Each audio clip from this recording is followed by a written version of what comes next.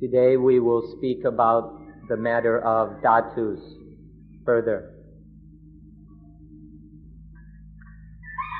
Please remember the point we made earlier, that there isn't anything which isn't a dhatu, that everything is dhatus, just in the same way that there isn't anything which isn't Dhamma, that there isn't anything which isn't nature.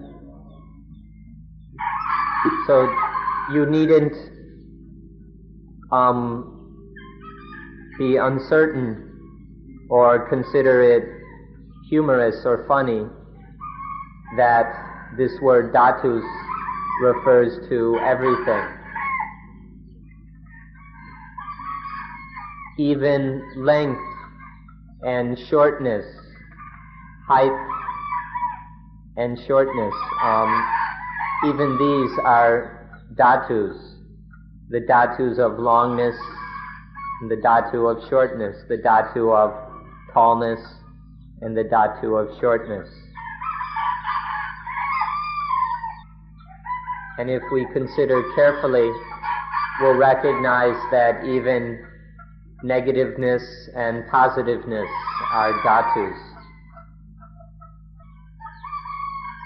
Positive things have an attractiveness or a pullingness to them, and negative things, there's a repulsion or pushing away. Even this pushing and pulling are dhatus. So now let's consider especially those dhatus that are directly connected with our lives, that are connected with and make up these bodies, these personalities. There are certain dhatus that we need to study and get to know in particular, and these we'll be talking about now. In these bodies, in the physical side of our lives, the dhatus, there are four main dhatus: the earth element, the water element, the fire element, and the wind element. And on the non-physical, non-material side, there is one dhatu. It's called Vijnana dhatu, or the consciousness element.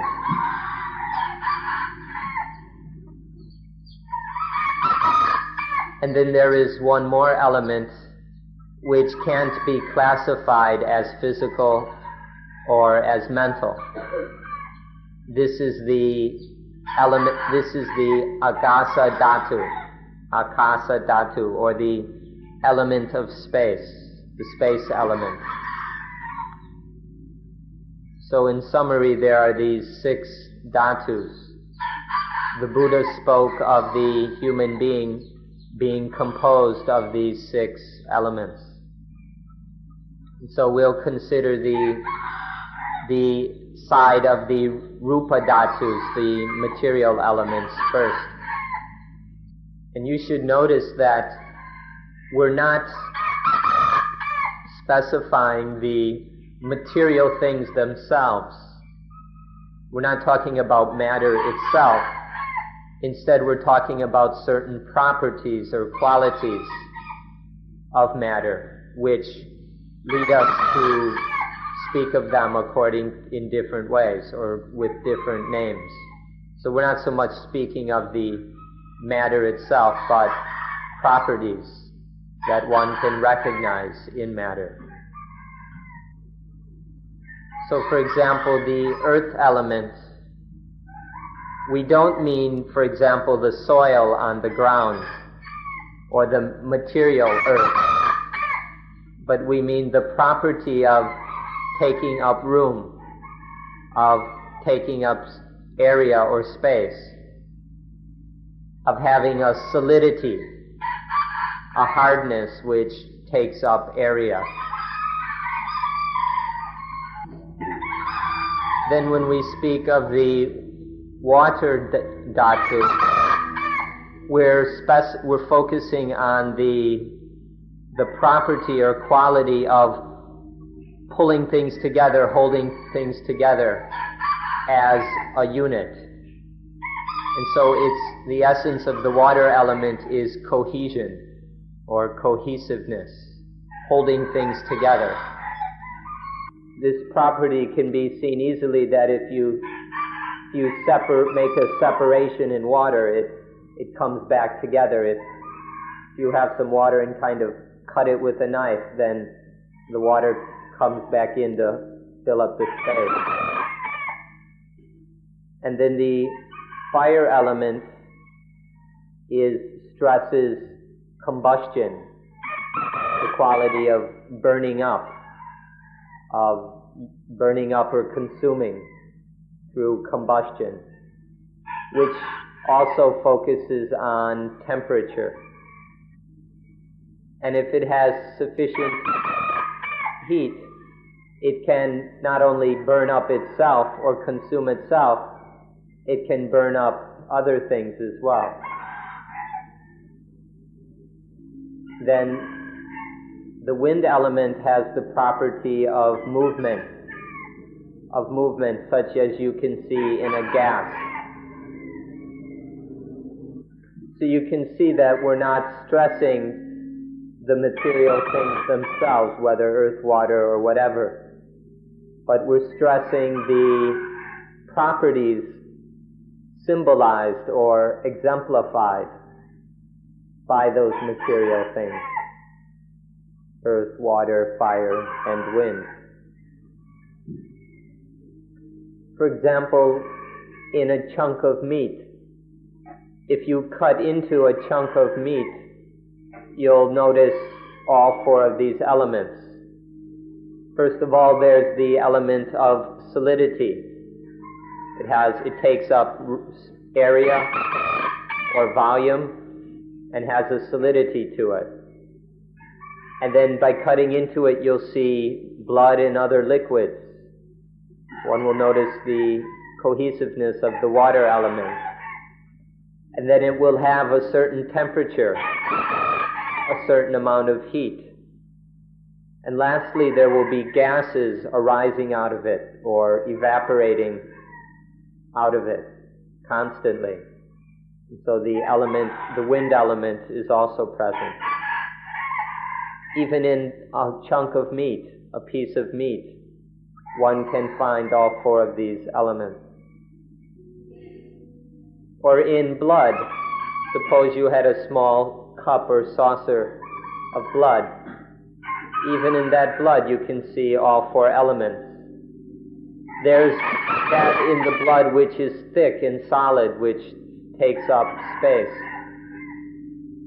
And then there is its liquidity, its cohesiveness, which holds it together. And then it has a certain amount of heat or temperature. And then all the time there are things evaporating out of it, gases arising from it. So also in blood, say in a cup full of blood, one can find all four elements. So you can see that we don't take the material things themselves as the dhatus, but rather we take properties that can be found in material things as being the dhatus. Now, modern science may not do it this way. Modern science, which is pretty much physical material science, will focus on matter itself as the basic elements. But in the Dhamma science or the Buddhist science, we focus on the properties which can be found in matter. And these are what we take to be the basic elements or dhatus. And so we can say that we will take the property or quality found in matter as being the element itself, as being the dhatu itself.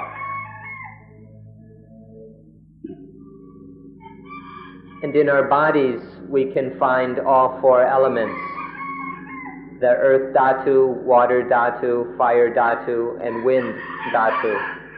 They can all be found here in these bodies of ours. For example, in the bones and muscle and flesh, we can see the earth element most clearly.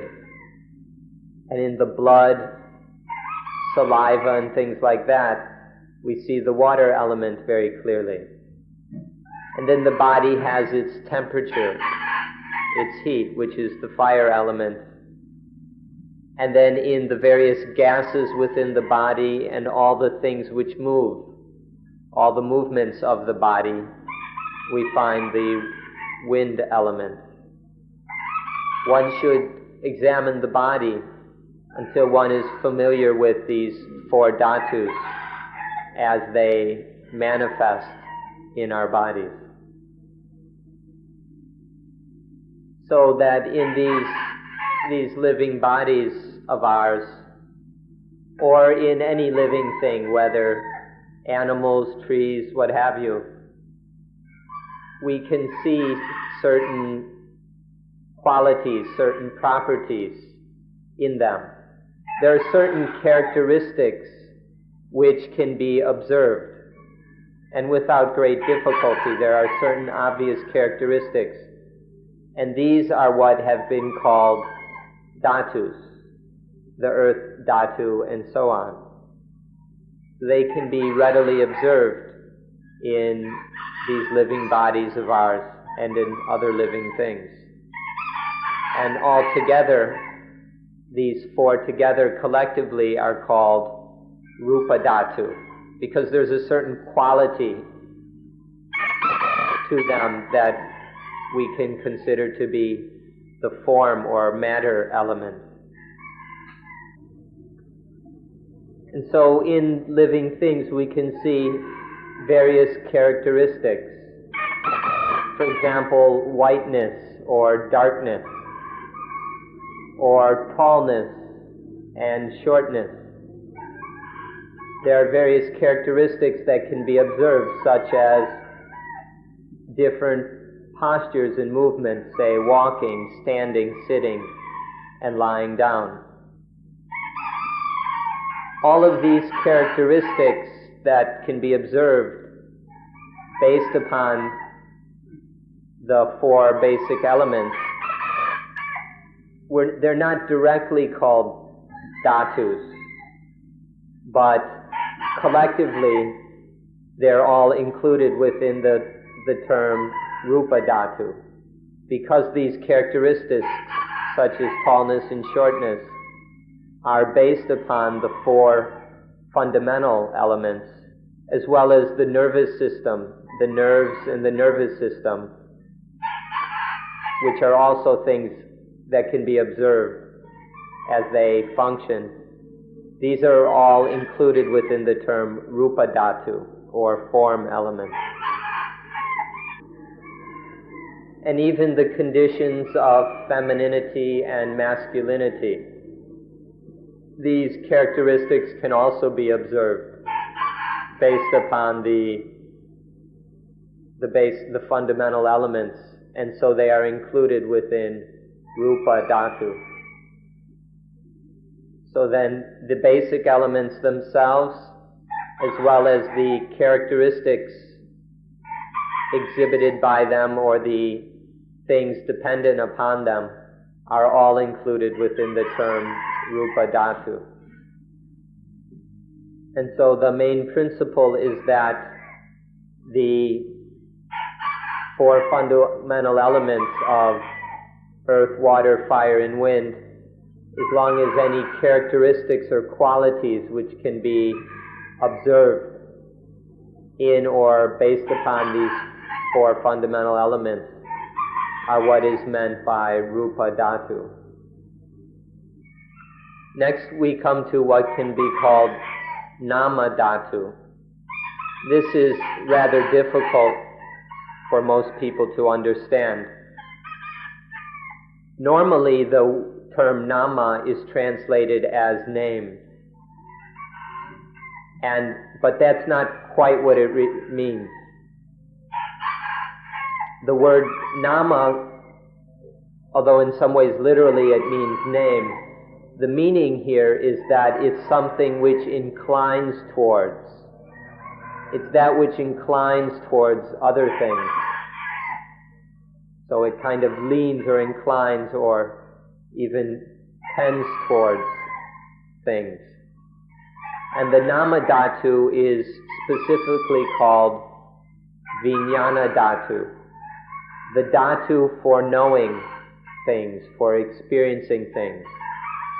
This is called the element of consciousness, the vijnana dhatu. So the element that inclines towards other things in order to know and experience them. This is the nama dhatu or the vijnana dhatu.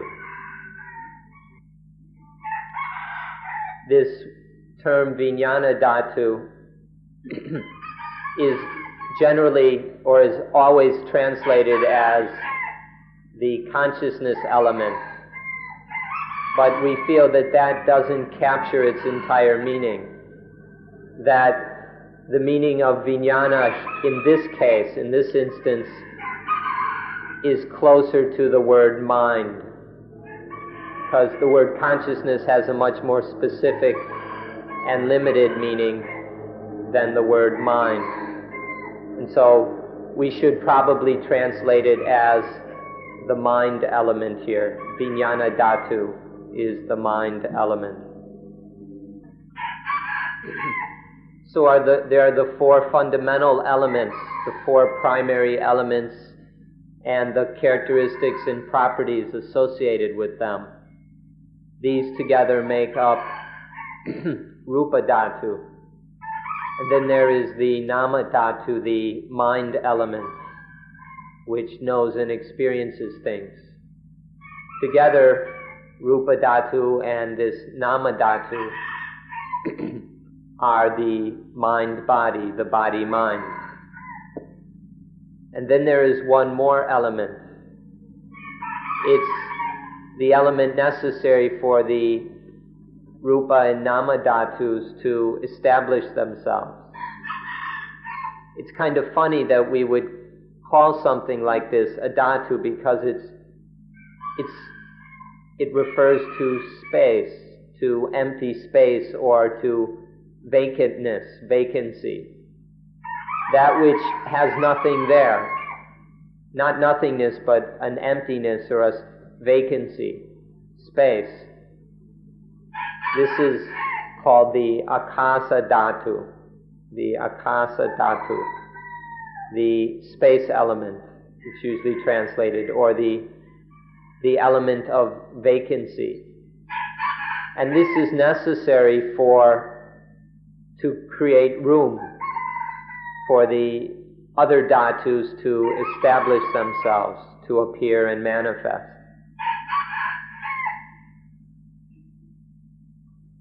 All other things, all dhatus, can only appear and establish themselves because of akasa dhatu, the space element. The entire solar system and universe can only manifest dependent upon akasa dhatu, the space element. And even your life, your bodies and minds, only appear because there is akasa dhatu. To put it very simply, you can only sit on these benches because they are empty. If they were filled up, you couldn't sit on them. But because of their vacancy, because of the element of space, you're free to sit on them.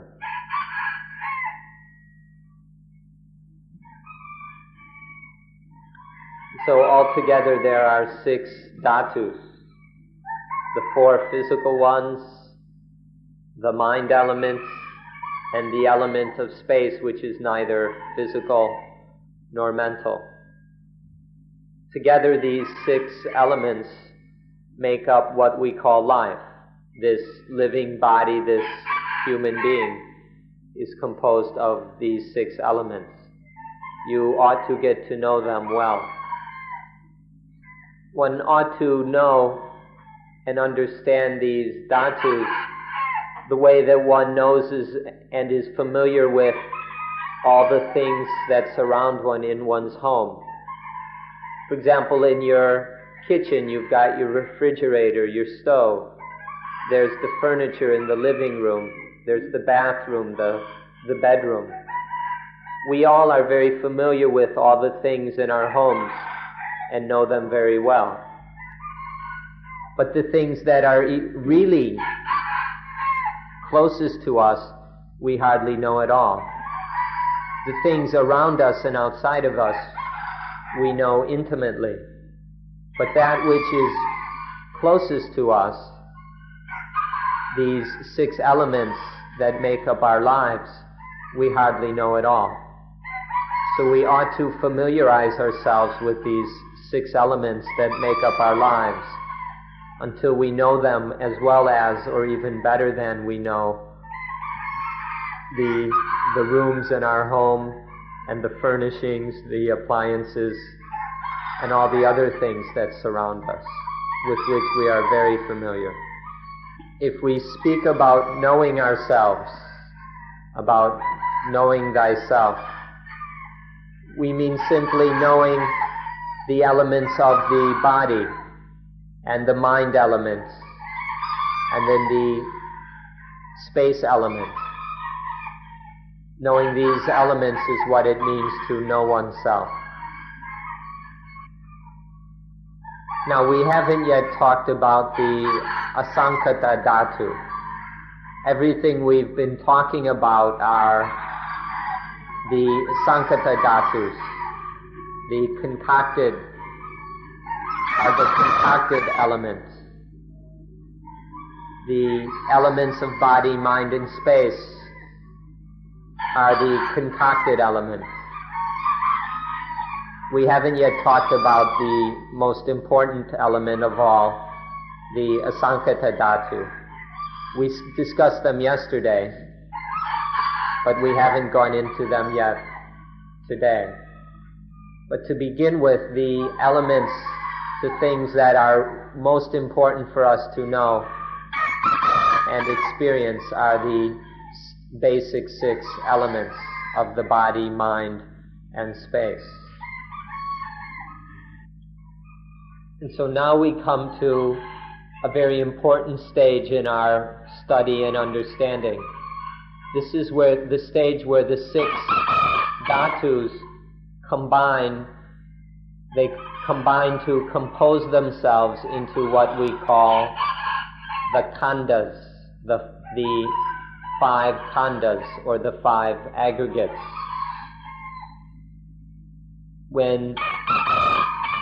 And so this is something that we must investigate further. So please listen carefully in order to hear how the 6 dhatus combine to form the 5 khandhas, or the 5 aggregates. So this begins through the concocting, the sankhara, the concocting of these 6 elements to form what is called the ayatana.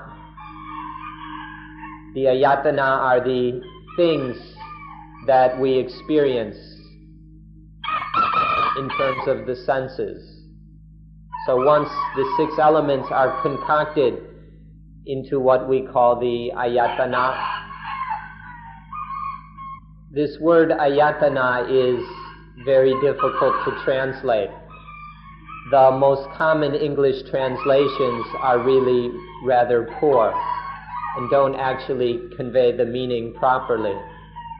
So we ask that you be patient and learn the Pali term ayatana instead of relying on inaccurate translations.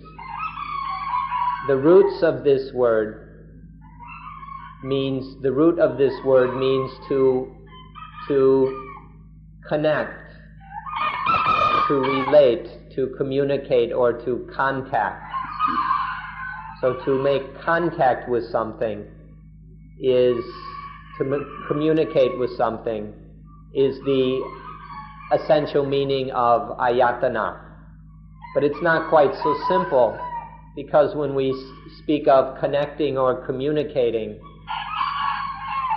we mean both the things that communicate as well as the things that are communicated with, as well as the process, the activity of communicating or contacting. So there's the communicators, the communications, and the communicating, or the contactors, contacts, and contacting. These are all included in the term ayatana. If you reflect on this, you'll come to understand it, and you'll see that this is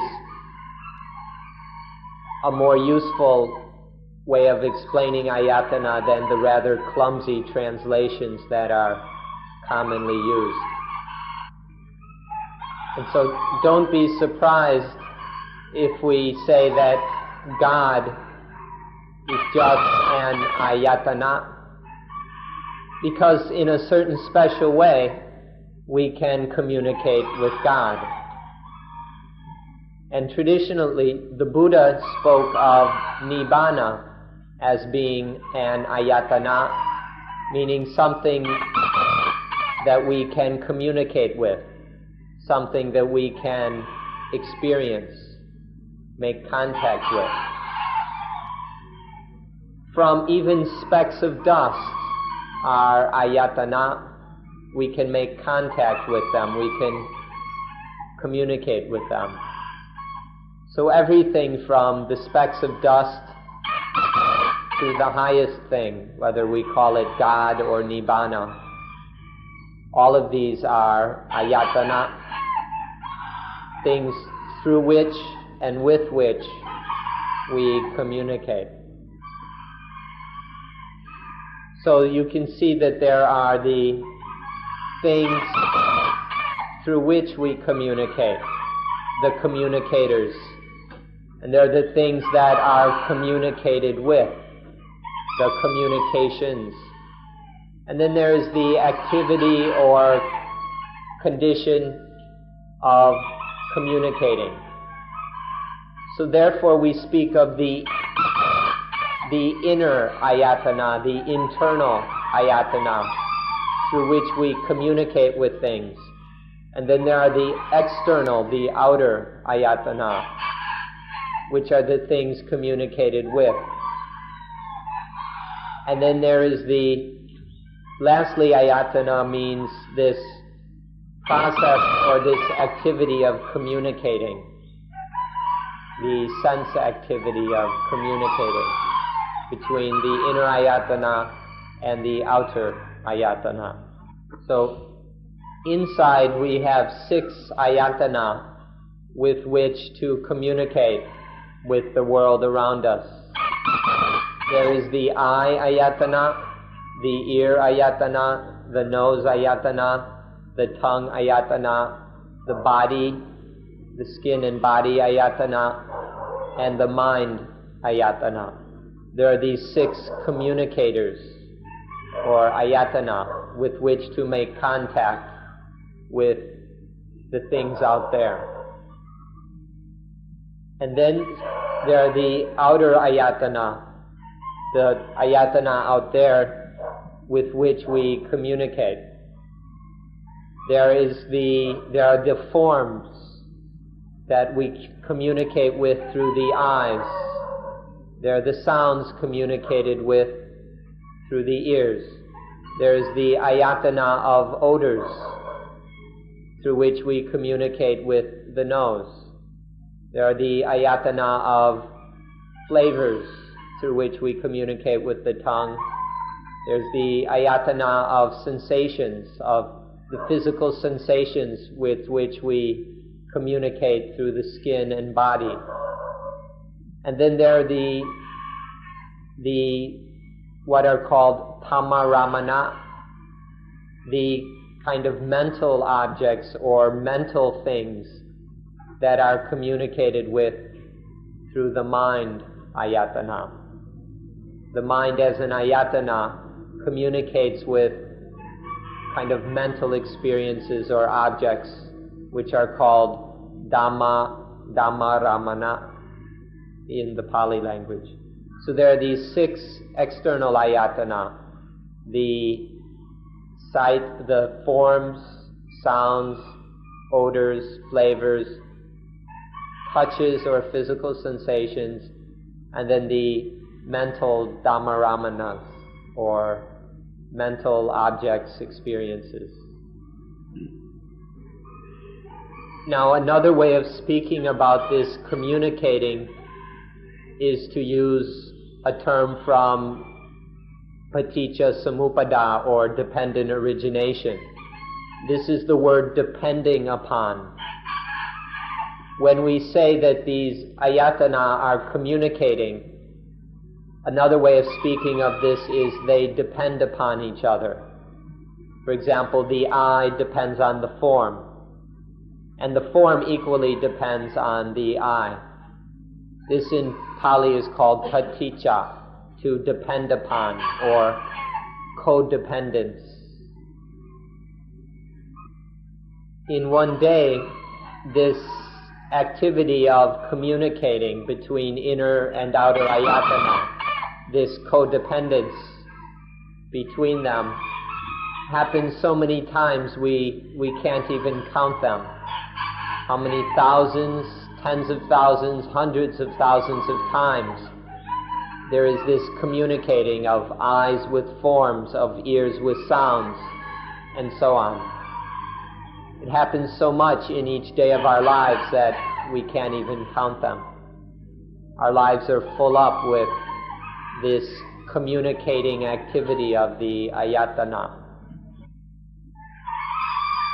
Now, when we ask where these ayatana come from, we can only say that they come from the dhatus.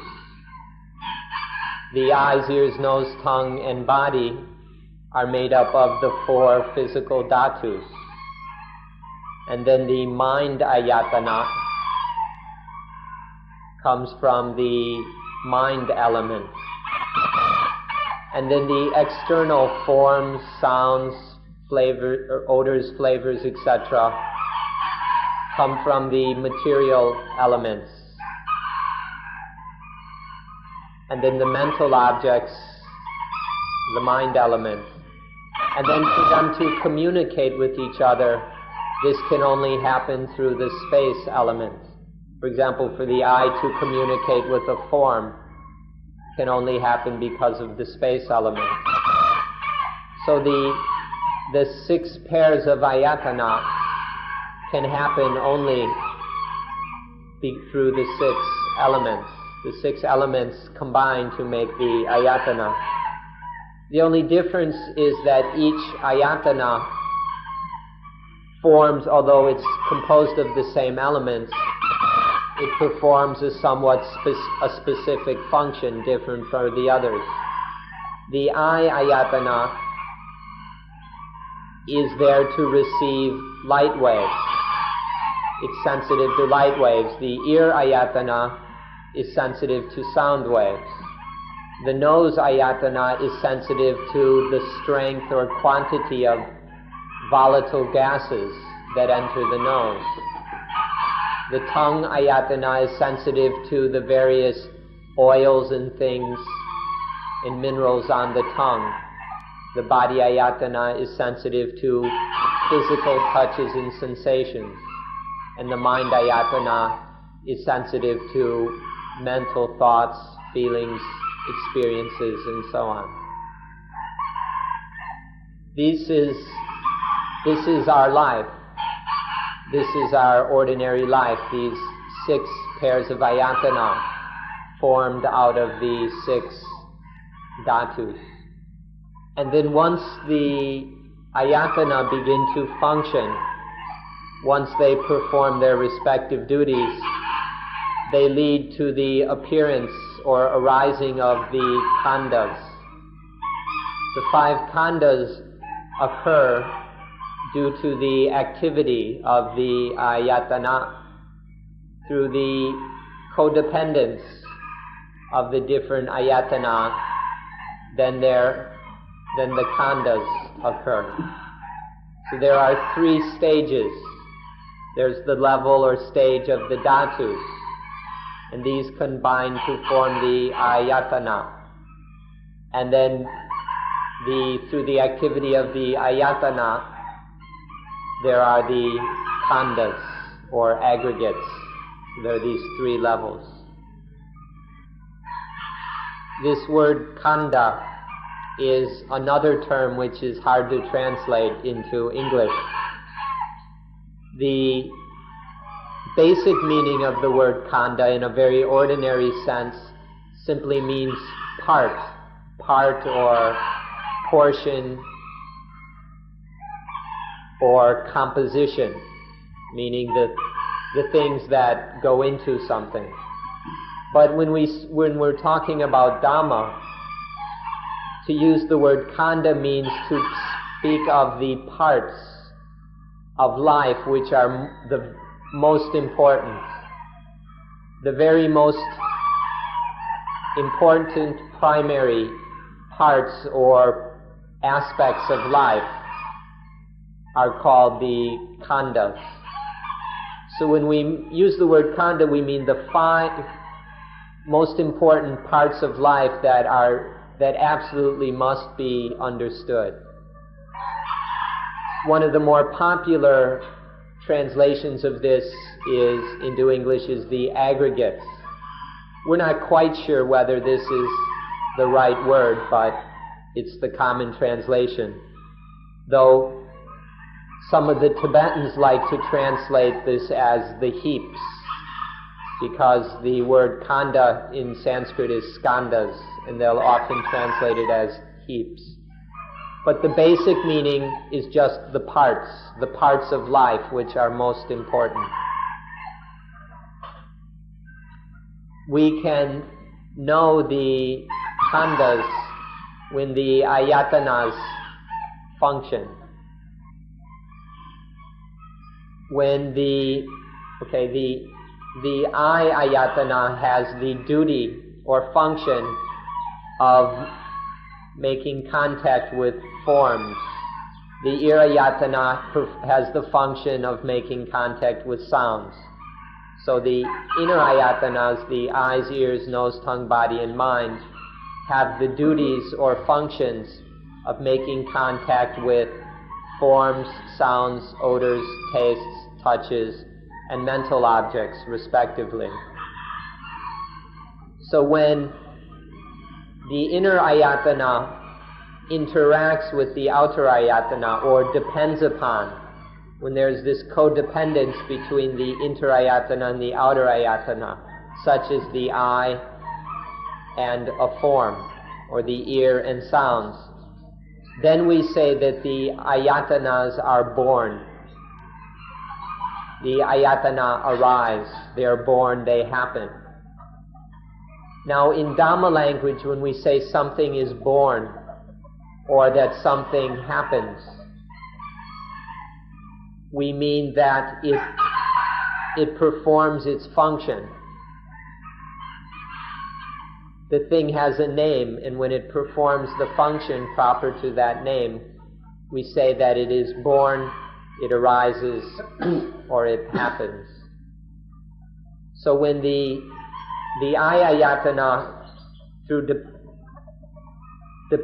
depending upon the form, performs its function of communicating with that form, then we say that the eye ayatana is born. And it's in this way that we can know the 5 khandhas. When the ayatanas perform their functions, when they are activated and perform their respective duties, then we say that the rupa khandha, the aggregate of form, which means the physical aggregate, the body, when the 6 ayatanas function, then we can say that the Rupa Khanda is born, that the Rupa Khanda happens. Now when the ayatanas are functioning, when they perform their respective duties, then there arises something new, something that we can call consciousness, or the Vijnana Khanda, the aggregate of consciousness. So for example, when the eye, and there are 6 kinds of Vijnana or consciousness. They go under 6 names. There is eye consciousness, ear consciousness, nose consciousness, tongue consciousness, body consciousness, and mind consciousness. These are the 6 forms of Vijnana. So when take for example, when the eye interacts with a form, there's this codependence. The eye ayatana is performing its function. Then is born eye consciousness.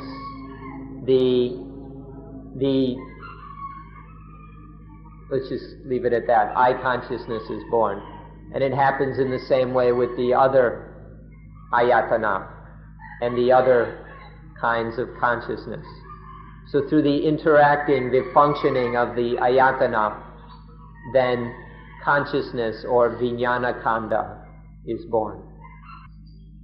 So now we've got 3 things. There's the inner ayatana, the outer ayatana, and consciousness or Vijnana. Now when these 3 things are functioning together, when these 3 work together, then there arises something new. This is called patsa or contact. There is the inner and outer ayatanas codepending upon each other. That's Rupa Khanda. And then there's the consciousness that arises, the 6 dependent on those ayatana. And this is called Vijnana Khanda.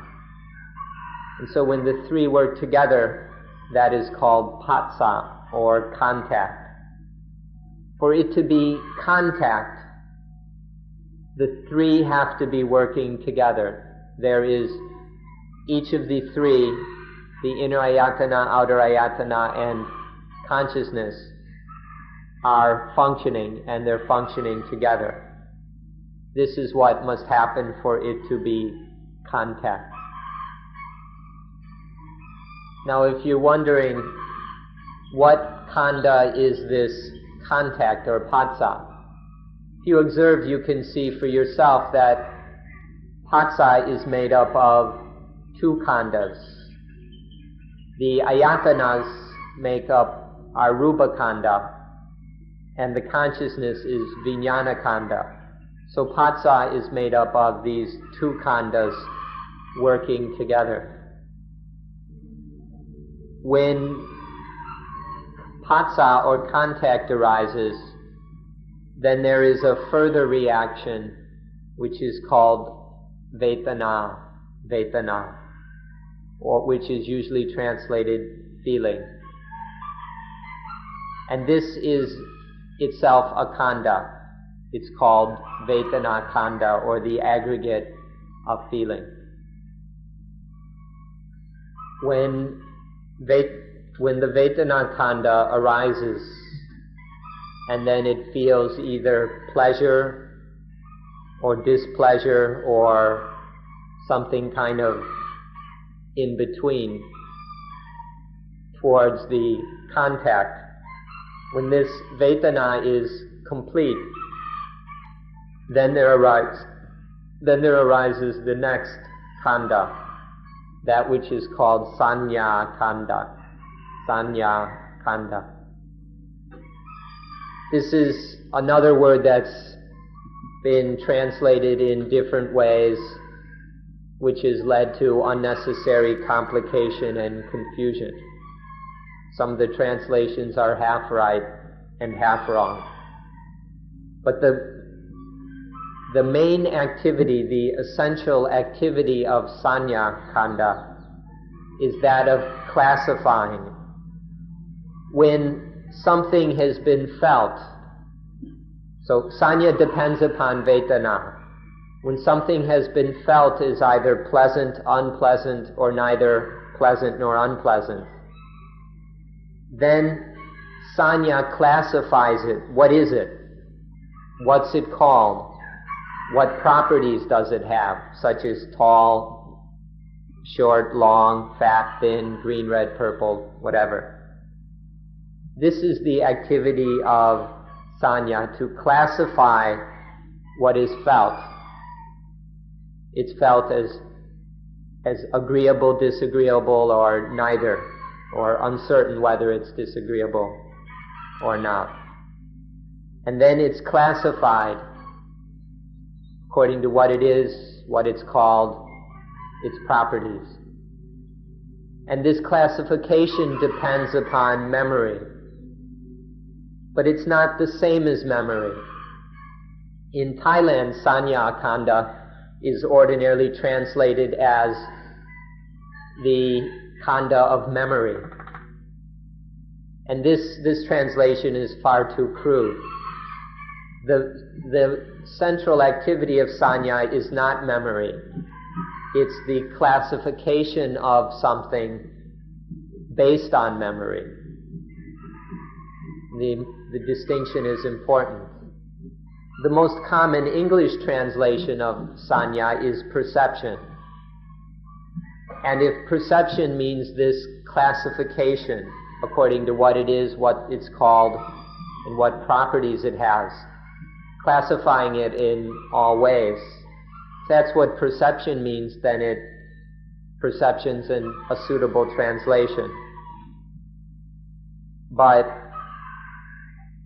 the way perception is often used in, say, modern psychological literature, the meaning is much more ambiguous and covers a whole range of things.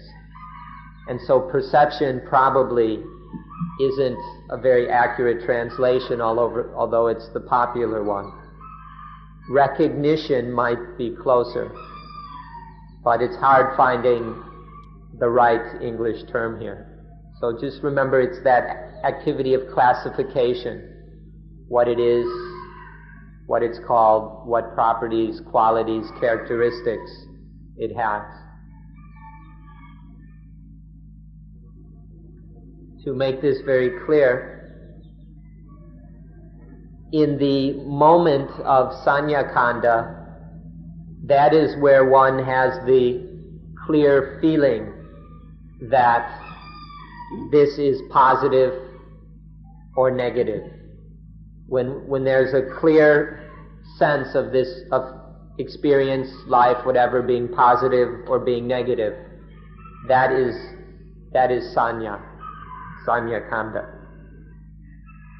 One feels or regards it as being good, evil, right, wrong, male, female, up, down, in the moment of Sanya Khanda. Any kind of dualistic discrimination or classification regarding things dualistically, such as right, wrong, good, bad, male, female, this occurs in the moment of Sanya Khanda. Once there is Sanya Khanda to recognize, classify, regard something as this or that, then there arises thought, ideas, opinions, thinking. This is called Sankhara Khanda. Once there is some kind of sanya, then the mind will think, it will have ideas, it will form opinions according to that sanya.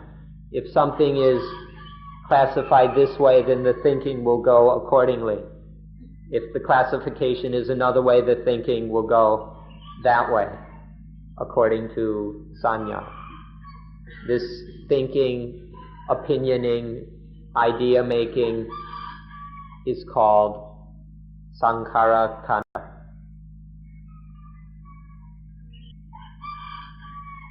So the thinking, the thoughts and ideas happen under the influence of sanya khandha.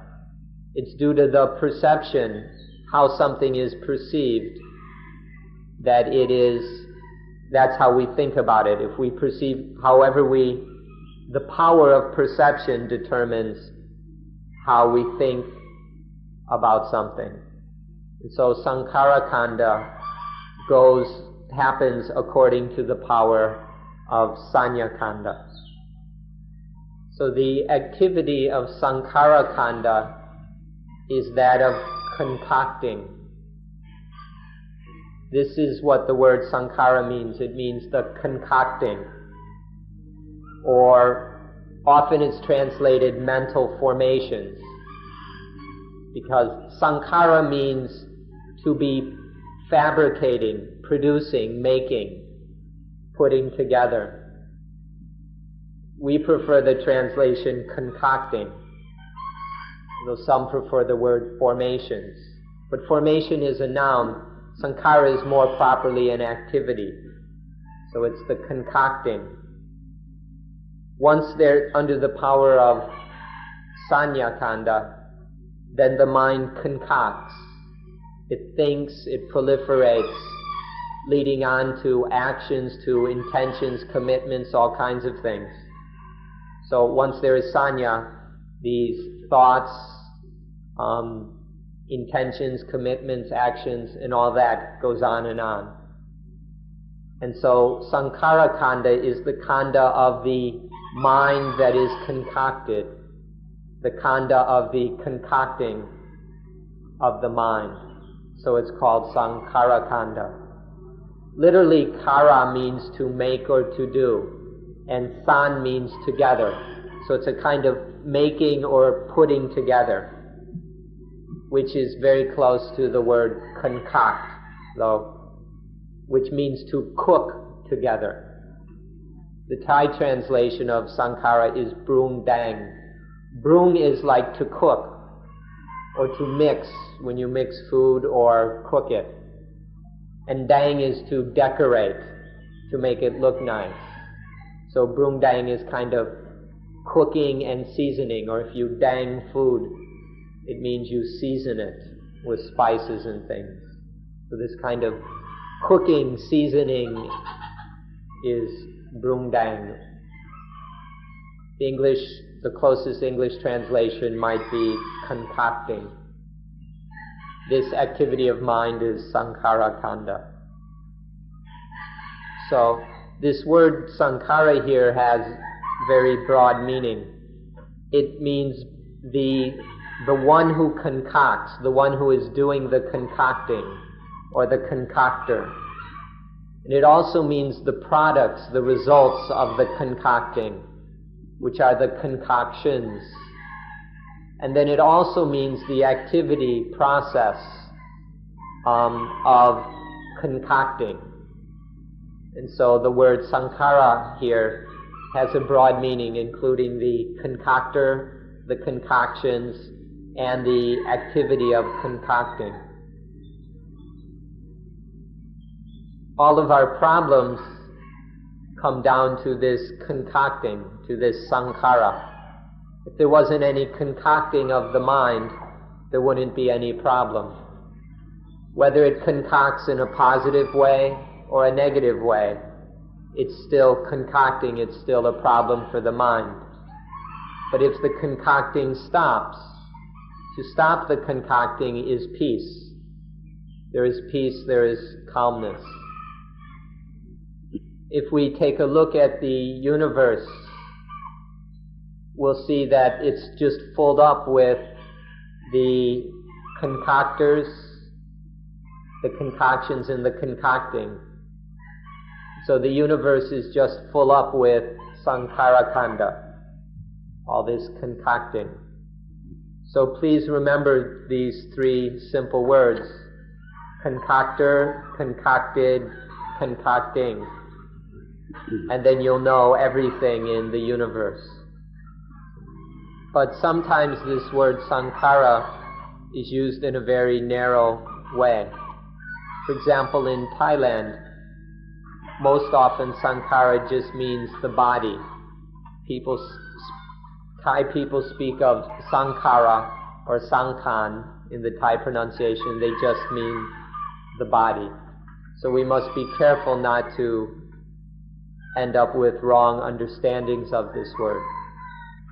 And so, in the ordinary Thai meaning, when sankhara ceases or quenches, that means death, because they take sankhara to mean the body, and when the body stops, you're dead. This understanding is only a little bit correct. The real meaning of when sankhara ceases, what that really means is nibbana. It doesn't mean death. And so now we know the Rupa Khanda, Vedana Khanda, Sanya Khanda, Sankhara Khanda, and Vijnana Khanda. Please remember them and study them, because if we know these things well, then we'll know the most important things in our lives. If we list these 5 khandhas according to the way they occur naturally in the natural process of life, then we list them as first Rupa Khanda, and then second Vijnana Khanda, then Vedana Khanda, Sanya Khanda, and Sankhara Khanda. According to practice, experience, and the way it happens naturally, it's Rupa Khanda, then Vijnana Khanda, then Vedana, Sanya, Sankhara. And this is the best way to remember them in this order. However, in the scriptures, they're usually arranged in a different order. It's first Rupa Khanda, and then Vedana comes second, followed by Sanya and Sankhara, and Vijnana Khanda is last. This is a list that's arranged for teaching in the classroom. So we have the classroom list and the practical list. In terms of practice and the way it happens in nature, and this, we ought to remember it in the order of Rupa Khanda, Vijnana Khanda second, Sanya, Sankhara, or Vedana third, then Sanya and Sankhara. This will be more useful. Now, there are certain reasons why in the classroom list, or the way it occurs in the scriptures, there are reasons why Vijnana comes last as number 5. One is that, the most obvious, is that Vijnana operates many times, whereas Rupa, Vedana, Sanya, Sankhara just occur one after the other. Vijnana Khanda works after each one, regarding Rupa Khanda, Vedana Khanda, Sanya Khanda, Sankhara Khanda. Otherwise, we wouldn't be conscious of these other khandhas. So this is the best reason, the most obvious reason why Vijnana is traditionally listed last, because it has to function so often in regards to all the other khandhas. And there might be some other reasons, some special meanings that they were giving to the word Vijnana, which we no longer know about. And so there are reasons that Vijnana is traditionally listed last. So now we're going to study life carefully in order to understand these 5 khandhas. In other words, we use the 5 khandhas to understand life. So we separate life into 5 sections. These are the 5 khandhas. The first section is the section for touching or depending upon the ayatana. This is called Rupa Khanda, the section for touching. Then there is the section of knowing. Knowing here doesn't mean knowing on the level of wisdom. It doesn't even mean knowing intellectually or knowing through thought. It just means knowing something as a distinct object of experience. That basic knowing of something is Vijnana Khanda, the section of knowing. The third section is the section of feeling, Vedana Khanda. The fourth section is the section of classification, Sanya Khanda. And then the fifth section is the section of conditioning and concocting. This is called Sankhara Khanda. And so we have these 5 khandas. First is the khanda of touching, contacting, communicating, depending on the ayatana, the khanda of contacting, of communicating. And then second is the khanda of knowing, to know the object. And then third, the khanda of feeling. Once it is known, then it is felt. In Thai, it's rujak and then rusak. Once it's known, it's felt or experienced. And then there's the khanda of classification, regarding it, considering it to be this or that. And then the khanda of concocting. So first there's contacting, and then knowing, then feeling, classifying, concocting. So when we talk about the 5 khandas, the thing is to grasp their duty, to catch these 5 basic functions or duties that are performed. Once you observe these duties, these functions, then you'll understand the 5 khandas. We'd like to show off Thai a little bit because all of these can be expressed in very simple terms. We'll do our best to put them into simple English. Touching. Okay, the khanda of touching, the khanda of knowing, the khanda of feeling, the khanda of, you could say, calling it this, calling it that, and the khanda of thinking. In very simple terms, the khandas of touching or contacting, knowing, feeling, calling, and thinking. If you observe and understand these 5 basic functions of life, then you'll know the 5 khandas.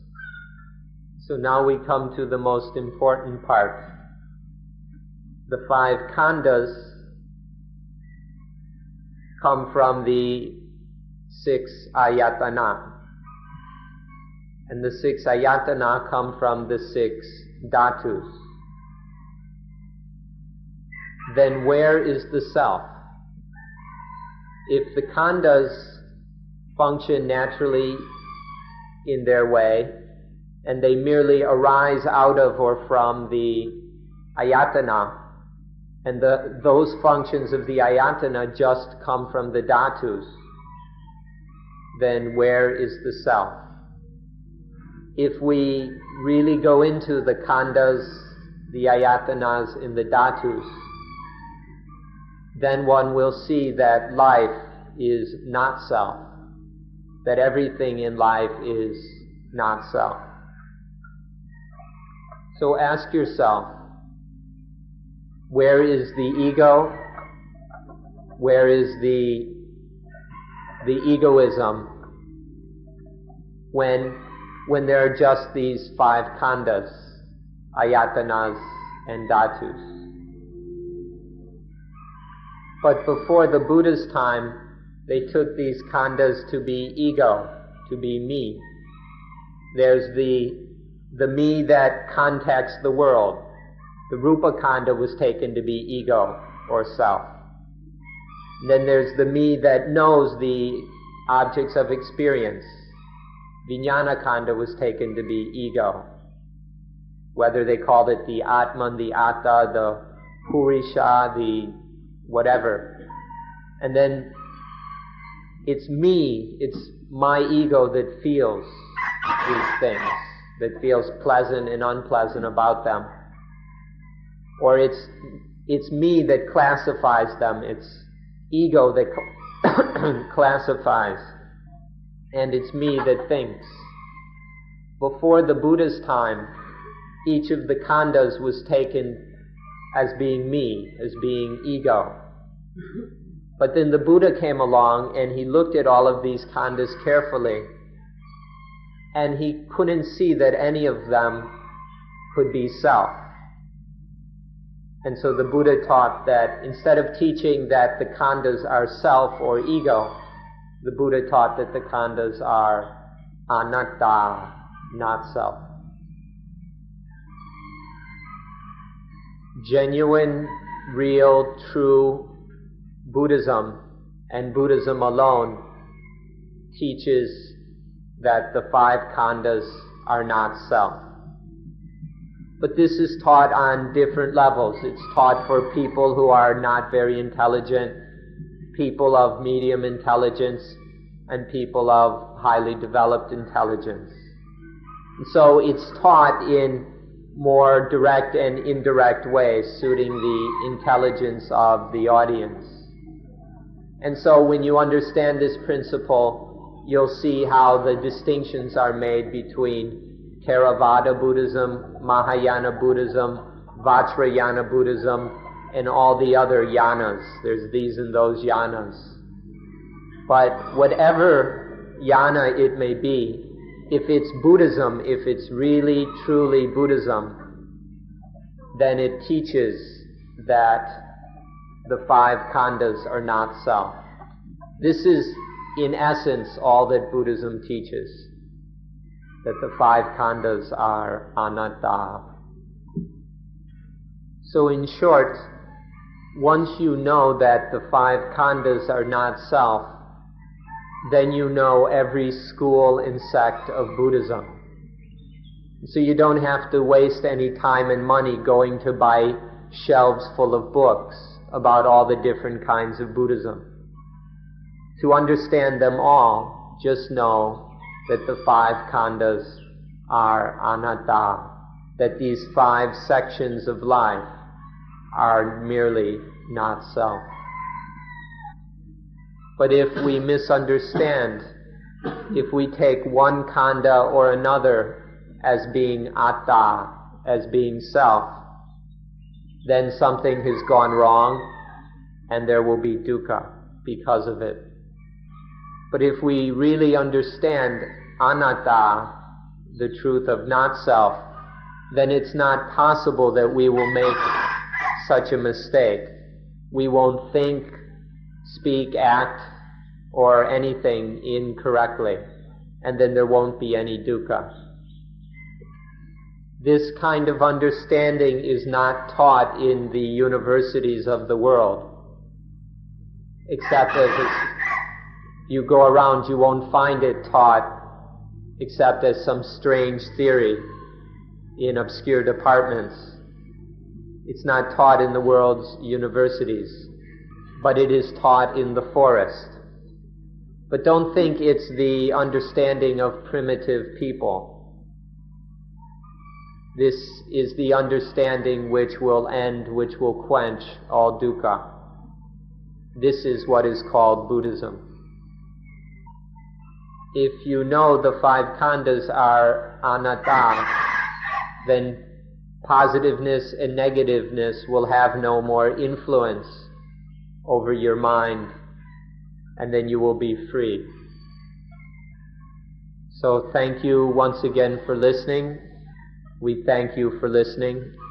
We hope that you will strive to understand what we have been talking about, and that you will understand Buddhism and be able to have Buddhism help you get free of suffering. So thank you. That's all, Daniel.